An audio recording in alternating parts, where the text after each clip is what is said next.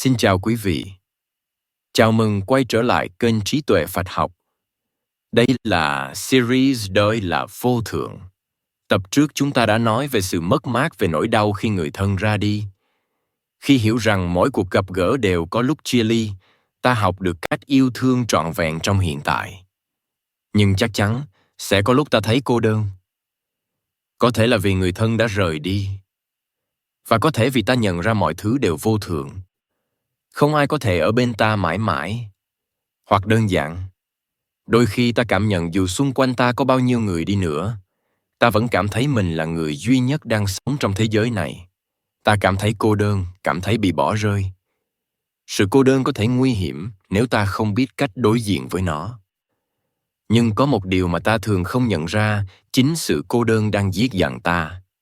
Chính sự cô đơn đang làm ta khổ sở ấy lại có thể được chuyển hóa thành một phước lành trong đời.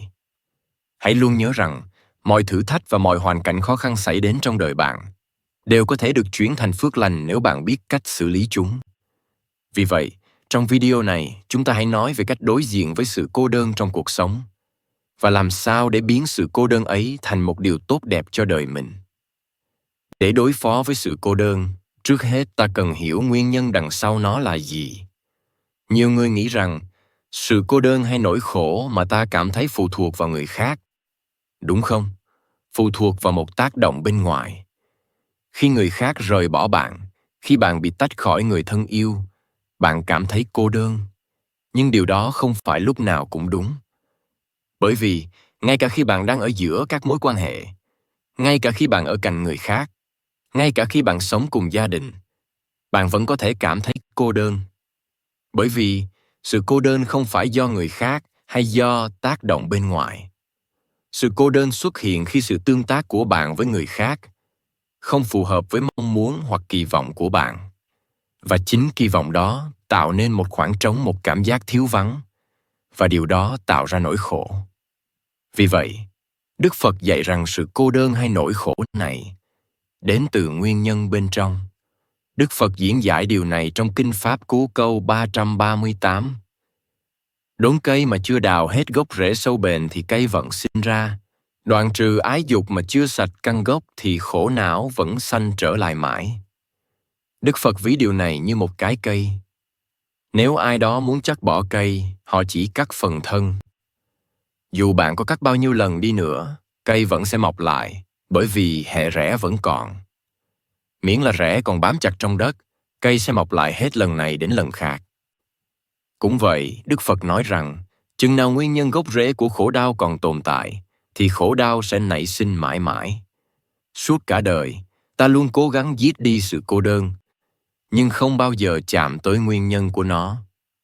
Ta cần hiểu rằng, đặt hạnh phúc của mình vào người khác, mong họ luôn ở bên, và kỳ vọng họ phải sống theo ý ta, điều đó không thể xảy ra mãi mãi. Chính điều này tạo ra nỗi khổ và sự cô đơn. Vì vậy, sự cô đơn không phụ thuộc vào người khác, mà phụ thuộc vào những ham muốn, khát vọng và kỳ vọng mà ta đang bám vào trong các mối quan hệ. Nhờ hiểu điều này, ta có thể chuyển hóa sự cô đơn thành phước lành. Vậy làm sao để làm được?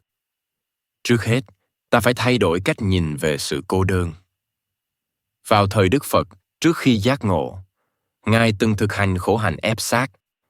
Khi ấy, có 5 vị tỳ kheo cùng giúp đỡ Ngài. Họ đặt rất nhiều kỳ vọng rằng một ngày nào đó Đức Phật sẽ giác ngộ, và họ cũng sẽ được nghe Pháp và giải thoát theo. Họ tin rằng hành hạ thân xác là con đường duy nhất dẫn đến giải thoát. Nhưng một ngày kia Đức Phật từ bỏ lối từ ấy, sau khi đã hành trì trong thời gian dài, vì Ngài hiểu rằng nó không còn giúp ích cho mình nữa. Ngay lập tức, mọi kỳ vọng của 5 vị tỳ kheo bị sụp đổ. Họ thất vọng và rời bỏ Đức Phật. Khi ấy, Đức Phật một mình giữa rừng sâu, bị bỏ lại. Nhưng điều quan trọng là, Ngài ở một mình chứ không cô đơn. Vì sao? Bởi chính sự tĩnh lặng, sự vắng người đó đã cho Ngài thời gian để quay vào trong, để quán chiếu chính mình. Chúng ta cần hiểu rằng, khi cảm thấy cô đơn, đó có thể là một cơ hội để tập trung hơn vào bản thân. Nếu ta giữ được thái độ đó, thì ta có thể xây dựng nội lực và nhân cách tốt đẹp hơn. Hãy quan sát chính mình. Tôi còn sai lầm gì? Tôi nên thay đổi điều gì? Tôi cần thực hành gì? Càng tập trung vào chính mình, bạn càng phát triển và có cơ hội vun bồi thói quen tốt, phẩm chất tốt để hình thành một con người tốt hơn trong bạn. Vì vậy, hãy hiểu rằng cô đơn hay không ở cùng người khác không phải lúc nào cũng là đau khổ. Đó là một cơ hội để bạn xây dựng một cuộc sống tốt đẹp hơn. Hãy dành thời gian này để tập trung vào bản thân, thực hành từ yêu thương, từ từ bi và xây dựng những thói quen tốt trong đời.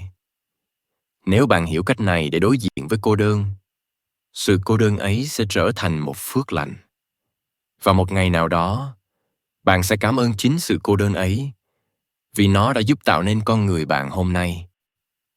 Hãy nhớ rằng, sự cô đơn không phụ thuộc vào người khác, mà phụ thuộc vào cách bạn nắm giữ và trải nghiệm nó trong đời. Hãy tập trung vào nội tâm mình và xây dựng một cuộc sống tốt đẹp hơn cho chính bạn. Nam Mô Bổn Sư Thích Ca Mâu Ni Phật. Ở video tiếp theo, chúng ta sẽ nói về giáo lý cốt lõi và quan trọng nhất của Đạo Phật là vô thường. Xin cảm ơn quý vị đã đồng hành cùng kênh Trí Tuệ Phật Học. Xin chúc quý vị luôn mạnh khỏe, an nhiên giữa đời thường. Hãy nhấn like và subscribe kênh để không bỏ lỡ những nội dung hữu ích tiếp theo nhé.